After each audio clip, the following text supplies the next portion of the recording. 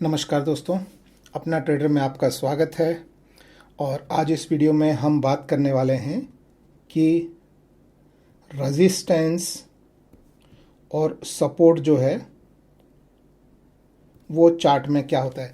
मैं इस पूरे वीडियो को थोड़े अलग एंगल से टैकल कर रहा हूं। मैं सिर्फ इसी लाइव स्क्रीन पे आप ये देख सकते हैं कि एक बैंक का मैंने यहाँ पे ये HDFC का जैसे एग्जाम्पल के लिए लिया है, आप कोई भी शेयर ले सकते हैं। तो इसमें मैं जो है वो डिस्कस करने वाला हूं कि रेजिस्टेंस और सपोर्ट क्या होता है, इसके लेवल किस तरह से फॉर्म होते हैं और वो आप ट्रेडिंग में किस तरीके से यूज़ कर सकते हैं। तो अभी आपके सामने HDFC बैंक का शेयर है और इसमें कोई भी इंडिकेटर्स नहीं लगे हुए हैं। ये देखिए दोस्तों, अगर आप डे ट्रेडिंग करना चाहते हैं तो एक चीज़ आप लोगों को थोड़ा सा समझना पड़ेगा। कुछ इंडिकेटर्स होते हैं जिनके नाम मैं बता रहा हूँ, इनके अभी तक मैंने वीडियो नहीं बनाए हैं, लेकिन मैं बहुत जल्दी ही सारे इंडिकेटर्स जो मैं यूज़ करता हूँ उन पे मैं उनके वीडियो बनाऊंगा। तो जैसे मैं कुछ स्पेसिफिक इंडिकेटर्स जो मैं यूज़ करता हूँ वो हैं बॉलिंगर बैंड, RSI यूज़ करता हूँ, मैं MACD यूज़ करता हूँ, मैं वॉल्यूम यूज़ करता हूँ, और जब मैं ऑप्शन में ट्रेड करता हूँ तो ऑप्शंस का ओपन इंटरेस्ट में चेक करता हूँ। तो ये सारे जो हैं ये आप यहाँ पे आपको ये स्टडीज़ जो दिख रहा है, आप यहाँ से आपके जो भी इंडिकेटर आपको ऐड करने हैं वो आप यहाँ से सर्च करके ऐड कर सकते हैं। जैसे मान लीजिए अगर आपको बॉलिंजर बैंड ऐड करना है आपके इसमें, तो आप इस तरह से यहाँ से बॉलिंजर बैंड आप ऐड कर सकते हैं। और इस तरह इसके नीचे जैसे आपको मान लीजिए अगर आपको RSI ऐड करना है तो आप यहाँ पे RSI सर्च करके इसके नीचे ऐड कर सकते हैं। इस तरह से ये नीचे आपका RSI आ गया और ये आपका बॉलिंजर बैंड आ गया। और इनको फिर आप यहाँ पे ऑनलाइन ये व्यू में आप यहाँ सेव कर सकते हैं।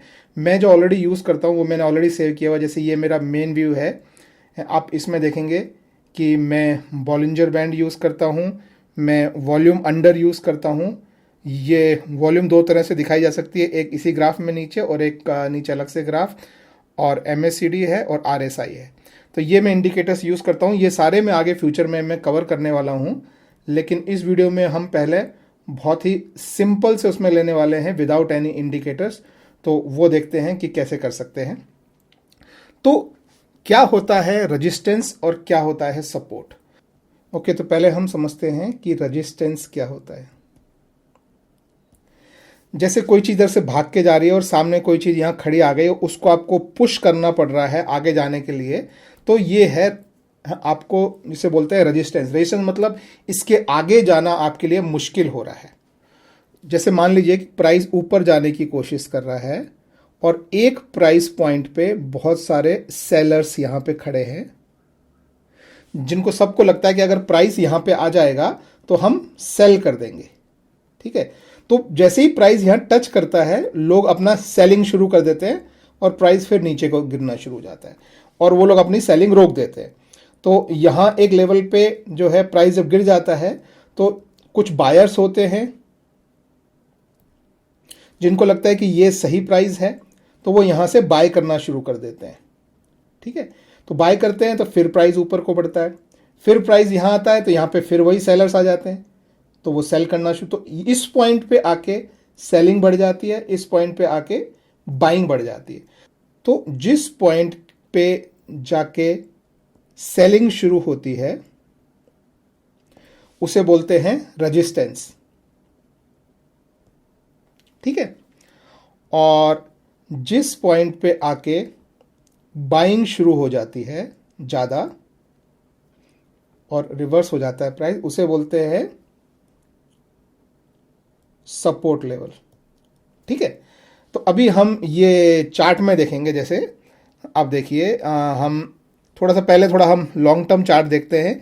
ये चार्ट में फिर से आपको बता दूं कि ये 5 मिनट का चार्ट है, यानी हर कैंडल 5 मिनट की है। डे ट्रेडिंग के लिए आप 2 मिनट या 5 मिनट जो भी आपको ठीक लगे वो आप यूज़ कर सकते हैं। तो अभी देखिए, जैसे तो मान लीजिए जैसे हमको एक ट्रेड लेना है, तो देखिए ये एक मोटा मोटा लेवल है। प्राइस जो मूव हुआ है, प्राइस इस तरीके से मूव हुआ है। ठीक है, अभी इस तरह का प्राइस चल रहा है। तो इसके ऊपर वाले प्राइस पे जिसको बाय करना था वो ऑलरेडी बाय कर चुके हैं यहाँ पे। इसके नीचे जिसको बाय करना था उन्होंने अभी बाय नहीं किया है, तो इस पॉइंट पे बाय अवेलेबल है। तो अगर ये प्राइस यहाँ आता है तो बायर्स शुरू हो जाएंगे। तो अगर ये प्राइस यहाँ पे आता है तो दो पॉसिबिलिटी होती है। देखिए, जब ये प्राइस यहाँ पे आएगा नीचे अगर, तो दो पॉसिबिलिटी होगी। एक तो ये कि इस लेवल से वो दोबारा बाउंस हो जाए, बिकॉज यहाँ पे रेजिस्टेंस है। रेजिस्टेंस क्यों है? क्योंकि इसके ऊपर के लोगों ने ऑलरेडी अपना बाय किया हुआ है इस लेवल तक, ठीक है। लेकिन इसके नीचे जिसको बाय करना था उन्होंने मोस्टली बाय नहीं किया है, तो इसके नीचे आते ही बाय थोड़ा शुरू हो जाएगा, ठीक है। तो पॉसिबिलिटी है कि यहाँ से वो रिवर्स जाए, ठीक है, लेकिन वो जरूरी नहीं है। तो इस पॉइंट पे आके आपको वेट करना होता है। यहाँ पे दो पॉसिबिलिटी होंगी। पहला कि प्राइस यहाँ पे आते आते या तो वापस ऊपर को चला जाएगा, ये पहली पॉसिबिलिटी है। दूसरी पॉसिबिलिटी है कि प्राइस यहाँ आते आते और एकदम नीचे को शूट आउट कर जाए, तो उसे बोलते हैं ब्रेकआउट। ये एक और वर्ड है जो आप थोड़ा सा सीख लेंगे, ब्रेकआउट। तो जब ब्रेकआउट होता है तो आपको एक चीज और साथ में देखनी होती है, वो जैसे मैंने आपको बताया, आपको अपनी स्टडीज में जाके यहाँ पे वॉल्यूम आपको हमेशा ब्रेकआउट में देखना है, हमेशा वॉल्यूम। तो मैं वॉल्यूम को हमेशा वॉल्यूम अंडर लगा के रखता हूँ, यहाँ पे अंडरले में मैं वॉल्यूम रखता हूँ इस तरीके से। तो आपको यहाँ पे वॉल्यूम जो है वो अब यहाँ पे सारी नीचे वॉल्यूम दिखाई दे रही है। तो जब भी ब्रेकआउट हो और स्ट्रॉन्ग वॉल्यूम के साथ ब्रेकआउट हो तो ये माना जाता है कि, अब जैसे आप ये यहाँ देख सकते हैं कि भाई ये थोड़ा सा मैं इसे जूम कर लेता हूँ। जैसे आप यहाँ देखिए, कुछ समय से मार्केट एक रेंज में चल रहा है, ठीक है। तो ये जो है इससे ऊपर नहीं जा पा रहा था, तो ये इसका रेजिस्टेंस हो गया कि ऊपर नहीं जा पा रहा है, इससे नीचे नहीं जा पा रहा, तो ये इसका सपोर्ट हो गया। तो ये रेजिस्टेंस और सपोर्ट लेवल से उसने एक ब्रेकआउट लिया। पहले एक कैंडल में ब्रेकआउट लिया, लेकिन उसमें बहुत ज़्यादा वॉल्यूम नहीं था।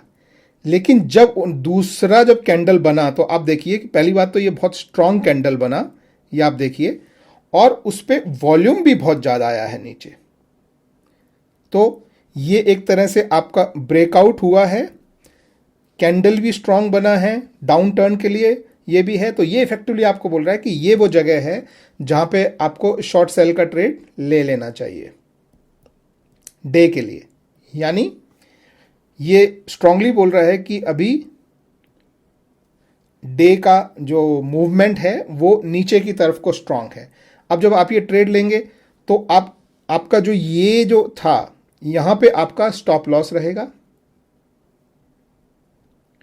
क्यों स्टॉप लॉस रहेगा? क्योंकि यहां से यहां तक का जो सारा जो सेलिंग है वो ऑलरेडी एब्जॉर्ब हो चुका है यहां से इसके बीच में, लेकिन इसके ऊपर का सेलिंग जो है वो एब्जॉर्ब नहीं हुआ है, तो इसके ऊपर अभी भी सेलिंग है। तो जब तक प्राइस यहां से जाके वापस आ जाएगा तब तक आपका स्टॉप लॉस इस लेवल पे रहना चाहिए कि आपका सेल ना हो। लेकिन अगर इससे ऊपर निकला तो फिर लोगों की जो है वो फिर ऊपर को ब्रेकआउट हो जाएगा, तो आपका स्टॉप लॉस उस कंडीशन में हिट होना चाहिए। अगर नहीं हिट हुआ तो आपको काफ़ी लॉस हो सकता है।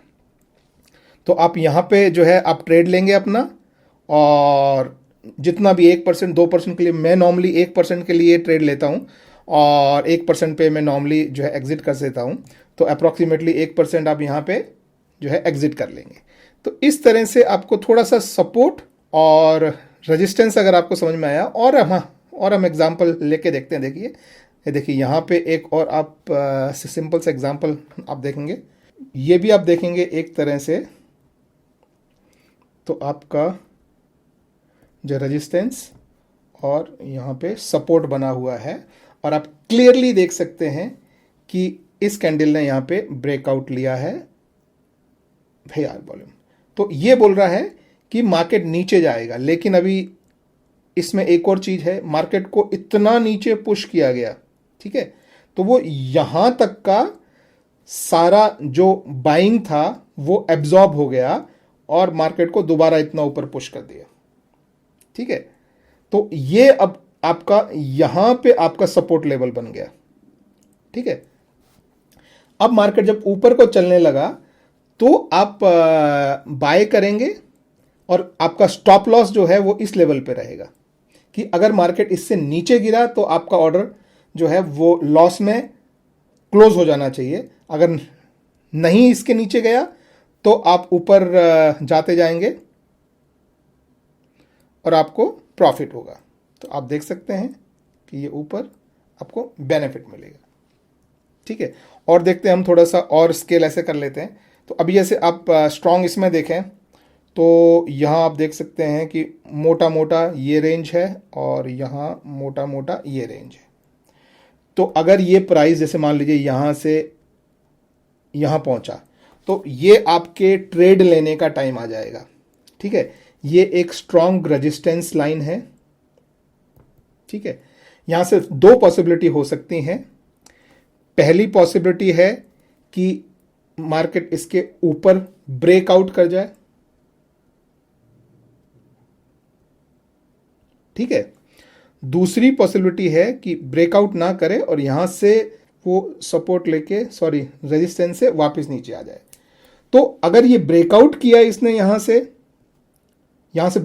अगर ब्रेकआउट किया तो आप उसमें वॉल्यूम यहां पे देखेंगे कि वॉल्यूम अगर ज़्यादा है तो आप ऊपर की तरफ को ट्रेड लेंगे, लेकिन अगर यहां से रिवर्सल आया तो आप नीचे की साइड का ट्रेड लेंगे।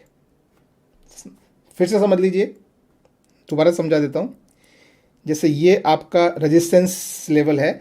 क्यों रेजिस्टेंस लेवल है वो मैंने आपको पहले भी समझा दिया, फिर से समझा देता हूं कि इस टाइम फ्रेम में यहां से यहां तक का सारा जो सेलिंग ऑर्डर है वो कंज्यूम हो चुका है। जिनके ऑर्डर इसके ऊपर लगे हुए हैं सेल करने के लिए, वो अभी जो है उन्होंने सेल नहीं किया है, इसके नीचे वालों ने सबने सेल कर दिया है। तो इसलिए ये एक रेजिस्टेंस लेवल है, मतलब प्राइस यहां से ऊपर जाने में डिफिकल्टी होगी। तो अगर प्राइस ऊपर मूव होता है, इस लेवल के पास आता है, तब आपके ट्रेड लेने का समय है। उसमें दो पॉसिबिलिटी है। एक है कि यहां से नीचे प्राइस आ जाए तो आप इमीडिएटली जो है वो नीचे की साइड का ट्रेड ले लेंगे और ये पॉइंट इससे थोड़ा सा ऊपर आपका स्टॉप लॉस रहेगा।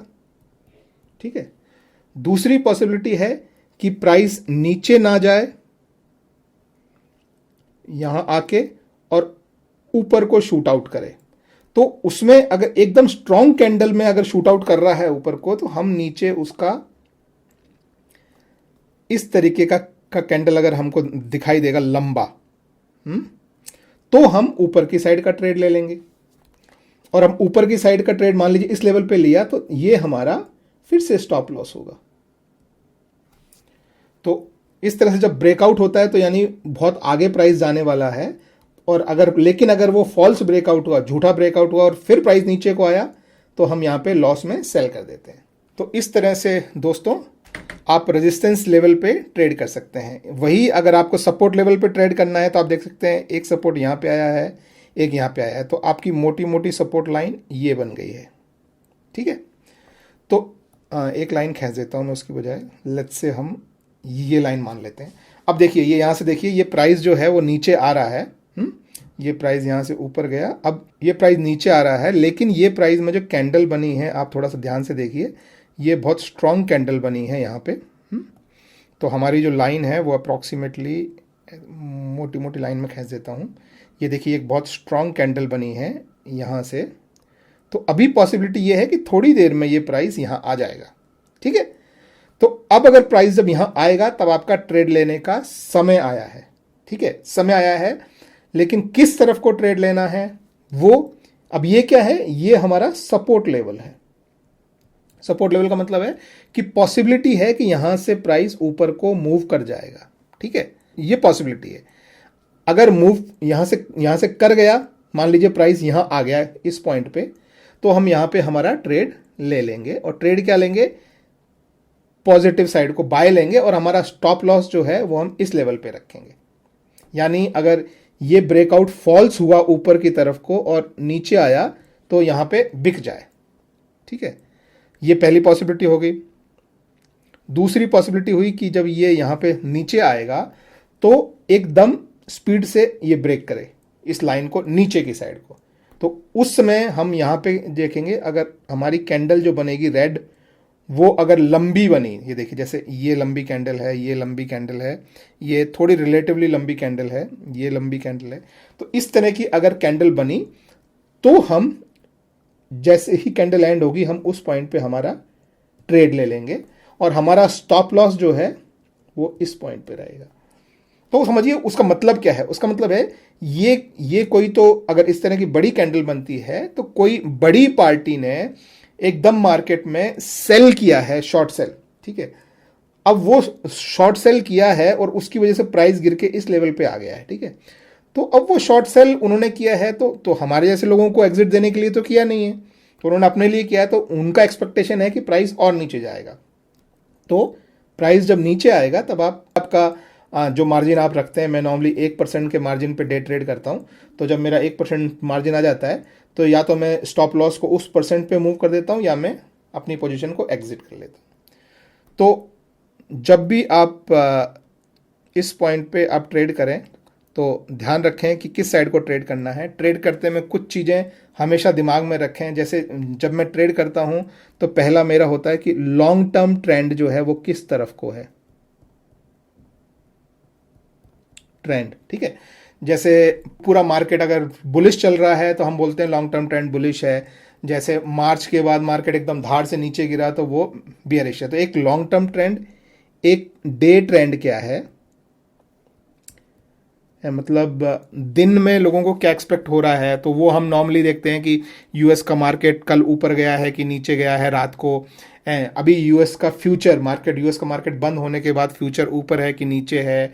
फिर उसके बाद हम सिंगापुर का निफ्टी देखते हैं कि ऊपर है कि नीचे है। टीवी पे न्यूज़ थोड़ी सी नेगेटिव चल रही है कि पॉजिटिव चल रही है, कोई कोर्ट में केस चल रहा है, गवर्नमेंट ने कुछ न्यूज़ दी है। तो ओवरऑल जो ट्रेंड है उस ट्रेंड को आप दिमाग में रख के, जैसे कई बार ये होता है कि जैसे अभी ये हमारा है, ठीक है, यूएस मार्केट अगर ऊपर गया है, आपका सिंगापुर निफ्टी ऊपर गया है, कोई नेगेटिव न्यूज़ नहीं है और ये फिर भी यहां आ रहा है, तो हो सकता है कि मैं उस लेवल पे ट्रेड ना लूं। क्यों? क्योंकि मुझे पता है कि मार्केट ओवरऑल पॉजिटिव है, तो मैं ऊपर की साइड का ट्रेड लेना चाहता हूं, मैं बाय ट्रेड लेना चाहता हूं, मैं सेल ट्रेड नहीं लेना चाहता हूं आज। तो ये इस तरह का ओवरऑल थीम अगर आप दिमाग में रख के आप ट्रेडिंग करेंगे तो आप रेजिस्टेंस और सपोर्ट को समझेंगे और उनमें से एक साइड आप सोच के और ट्रेड ले सकते। और देखते हैं जैसे थोड़ा सा यहाँ पे ये देखिए एक और बहुत खतरनाक सी कैंडल यहाँ मुझे जो है वो दिख रही है।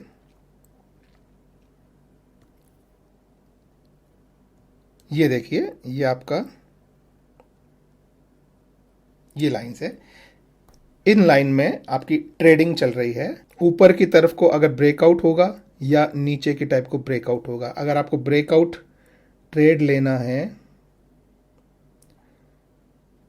तो आपको वेट करना पड़ेगा। ट्रेडिंग में बहुत टाइम लगता है, आपको अपना मौके का वेट करना पड़ता है। और देखिए जैसे यहाँ पे ब्रेकआउट ट्रेड आया और काफ़ी स्ट्रांग उसके साथ इतना नीचे चला गया। तो एक्चुअली होना क्या चाहिए इस उसमें, क्योंकि आप देखेंगे तो नीचे ये काफ़ी लंबी कैंडल बनी है और जो कैंडल भी लंबी है और नीचे वॉल्यूम भी बहुत ज़्यादा है।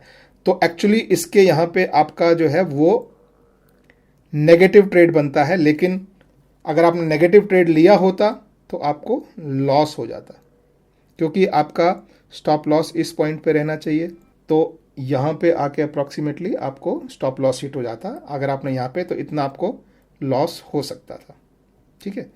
तो गाइज सिंपल भाषा में रेजिस्टेंस वो है जिसके ऊपर प्राइस जाना नहीं चाहता, क्योंकि वहाँ पे बहुत सारे सेलर्स बैठे हैं जो उसको सेल करना चाहते हैं। जैसे ये लाइन आप खींच सकते हैं यहाँ से, क्योंकि यहाँ आप देख सकते हैं पहले भी प्राइस यहाँ तक गया है, फिर प्राइस घूम रहा है, फिर प्राइस वहाँ गया है। तो इस रेंज की जो सेलिंग है वो हो चुकी है। इसके ऊपर जो लोग सोच के बैठे हैं कि इसके ऊपर प्राइस आएगा तब हम बेचेंगे, उन लोगों ने अभी नहीं बेचा है। तो जब तक प्राइस इसके अंदर जा रहा है पूरी पॉसिबिलिटी है कि वो वापस आ जाए। तो ये हो गया हमारा रेजिस्टेंस। और इसी तरह से आप नीचे देखें तो जो भी आपका ये प्राइस है ये आपका बन जाता है सपोर्ट, कि भाई यहाँ तक की बाइंग हो गई। अगर इससे यहाँ प्राइस आ रहा है तो पॉसिबिलिटी है कि वो ऊपर को मूव होगा। अगर ऊपर को मूव होगा तो आपका ट्रेडिंग का टाइम है कि आप पॉजिटिव ट्रेड ले सकते हैं। यहाँ इस वाली पे अगर कोई प्राइस इस तरीके से आता है तो यहाँ पॉसिबिलिटी है कि वो रिवर्स हो तो आप नीचे का ट्रेड लेंगे, और स्पीड से ऊपर को ब्रेकआउट हो तो आप ऊपर का ट्रेड लेंगे। लेकिन उस पॉइंट पे वो टाइम है ट्रेड लेने का। तो आई होप आप लोगों को गाइस थोड़ा समझ में आया होगा ट्रेडिंग पॉइंट ऑफ व्यू से रेजिस्टेंस और सपोर्ट क्या होते हैं और आप उसमें किस तरीके का ट्रेड आप ले सकते हैं दोनों साइड। ठीक है, अभी ये मैंने बिल्कुल सिंपल सिर्फ एक चीज यूज की है मैंने, और वो है वॉल्यूम। बाकी मैंने इसमें कोई भी बॉलिंजर बैंड, RSI, MACD ये सब मैंने यूज़ नहीं किया है। एक्चुअली उनसे बहुत बेनिफिट मिलता है। अगर आप मान लीजिए जैसे जब आप इस तरह के इंडिकेटर्स यूज़ करते हैं, ये आपका बैंड बन गया है, ये आपका MACD हो गया है और ये आपका RSI आ गया है, तो जब आप कोई ट्रेड लेने को तैयार होते हैं तो ये आपको कंफर्म करते हैं कि आपका ट्रेड आपके हिसाब से ठीक है या नहीं। तो मैं उनको एज ए कन्फर्मेटरी यूज़ करता हूँ ट्रेड लेने के लिए। तो इन सबको मैं आगे फ्यूचर में मैं एक्सप्लेन करूँगा। अभी तो आज के लिए इतना ही, मेरे ख्याल से वीडियो बहुत लंबा हो गया है। तो गाइज़ अगर आपको मेरा वीडियो पसंद आया हो तो लाइक ज़रूर कीजिए, और यार मेरे चैनल को सब्सक्राइब कीजिए, अभी भी बहुत कम लोग हैं। और इसमें कुछ भी अगर आपको नहीं समझ में आया हो, मैंने थोड़ा जल्दबाजी में बनाया है, थोड़ा काम है, मुझे बाहर जाना है और ये वीडियो मुझे डालना ही था, तो मैं थोड़ा जल्दबाजी में बनाया है। बट अगर कुछ इशू हो, कुछ समझ में नहीं आया तो ask me in the questions, I will be more than happy to answer. Thank you, have a good day, bye bye.